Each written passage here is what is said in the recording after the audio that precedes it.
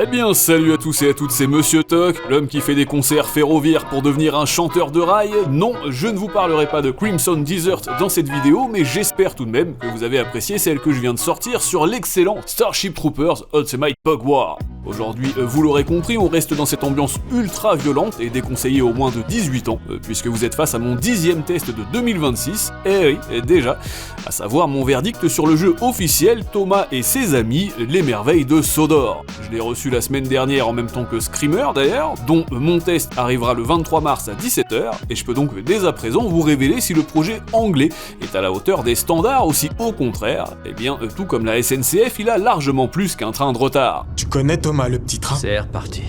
Tout ce que je sais sur le genre humain perso, je l'ai appris de Thomas. Ah, t'as ta feuille de sticker. J'ai toujours ma feuille sur moi, tu le sais. Alors bien entendu, on est ici sur l'adaptation en jeu vidéo d'une franchise anglaise absolument mythique. À la base, Thomas était l'un des personnages apparaissant dans une série de livres pour bambins, créée en 1945 par le prêtre Wilbert Awdry, puis repris par son fils dans les années 80.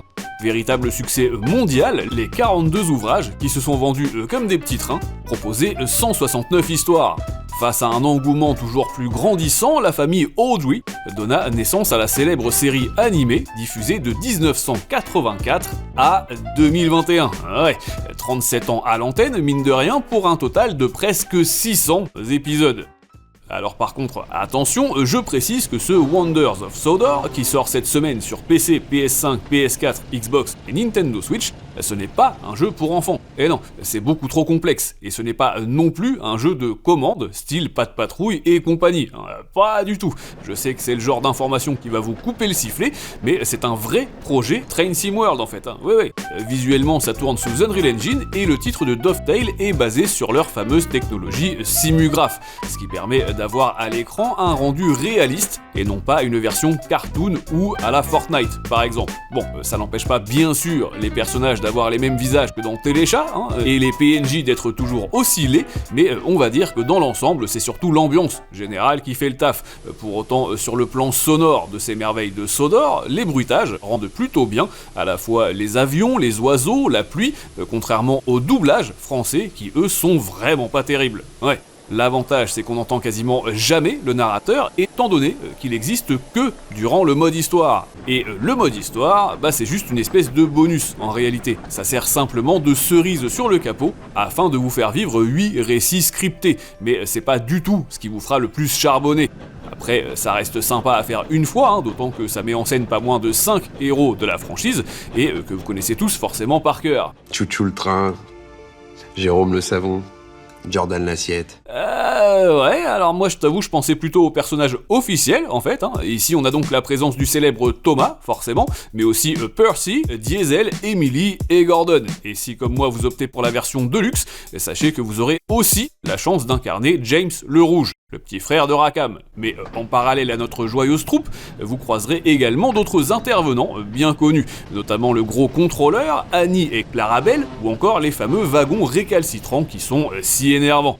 Mais c'est surtout en termes de durée de vie que le bébé anglais fait fort, puisque pour 35 €, vous avez d'abord 20 trophées PSN à déverrouiller, mais aussi à trouver 20 peintures, 20 chapeaux, 20 livres et 20 sifflets. Mais le plus important, c'est que vous ayez 4 modes de jeu. À la fois la partie scénarisée, je vous le disais, vous avez également plusieurs mini-jeux, un mode libre créatif pour faire ce que vous voulez sur la map et essayer de trouver la voie 9 3/4, pourquoi pas, mais aussi et surtout le mode horaire. Eh oui, c'est-à-dire le même que dans Train Sim World, en gros. Concrètement, vous conduisez le train de votre choix sur la ligne de votre choix et avec la météo et la période de l'année de votre choix. La petite subtilité provient du fait que vous avez malgré tout des objectifs de mission à réaliser et des passagers à faire voyager, en sachant que même si les sièges ne sont pas du niveau de ceux de l'Orient Express, bien vous pouvez vous-même décider de vous asseoir et de vous laisser guider tout au long du trajet. Et devinez quoi, il y en a 250 à réaliser. Ouais, ça commence à faire pas mal, mais je vous le disais en arrivant sur le quai ce matin, ces merveilles de Sodor ne s'adressent pas le moins du monde à un public enfantin. Bien au contraire, on est plutôt sur un délire moitié simu, moitié arcade et remoitié simu derrière. Le maniement devient très vite intuitif, forcément, mais si on ne fait pas attention, on a vite fait d'accumuler les erreurs et notamment les excès de vitesse. Par exemple, lorsque vous jouez Diesel, je préfère vous mettre au parfum, il est bien plus vif que Vind. En dehors de ça, les sensations sont juste géniales, les vibrations ajoutent un vrai confort au plaisir de jeu, et on prend un pied de dingue à se relaxer au son des moteurs de l'époque. Mention spéciale pour les expressions faciales aussi, de nos machines préférées, on a même parfois le sentiment qu'elles essaient de nous parler. Et d'ailleurs, gros point positif, si vous donnez un coup de sifflet avec le stick gauche lorsque vous croisez un ou une collègue, eh bien il vous répondra à son tour. Ça c'est chouette et on pourrait presque penser qu'ils sont là pour vous encourager. Bon, après tout c'est normal, le but c'est aussi que les locomotives.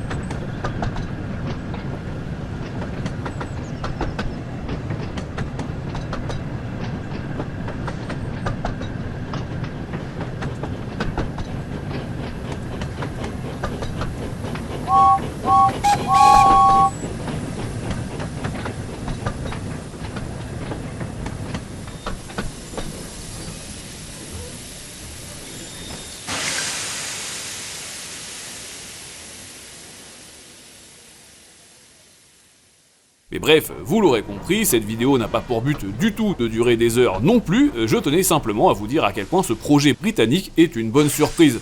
Et à plus forte raison si vous êtes du style, comme moi, à apprécier le souci du détail proposé dans ce genre d'expérience. À mon sens, ce Wonders of Sodor plaira à coup sûr à tous les fanas de chemin de fer et autres machineries qui roulent à un train d'enfer. Que vous soyez un habitué ou non de l'île de Sodor, inspirée de l'île de Man d'ailleurs, si jamais vous l'ignoriez, mais aussi et surtout si vous êtes nostalgique des aventures de ce petit Thomas tout bleu, inspiré de son côté de la vraie locomotive LBSC E2. En réalité, il s'agit d'un attelage AAR de type E, et si vous écoutez attentivement quand la locomotive se détache, vous entendrez ce son si caractéristique, clic, pshhh, tombe de la mâchoire. Ah bah oui, voilà, tout à fait, c'est exactement ce que j'aurais dit en plus, mais dans tous les cas, j'espère que cette vidéo vous aura plu, et si vous avez passé un agréable moment, n'hésitez pas à laisser un petit commentaire, à faire tourner ce test dans toutes les gares près de chez vous, et bien sûr à me rejoindre sur mes réseaux sociaux. De mon côté, je vous donne rendez-vous le 23 mars à 17h, je vous le disais, pour mon verdict sur Screamer, et croyez-moi, vous n'êtes absolument pas prêts, mais d'ici là, jouez bien, amusez-vous bien, et à très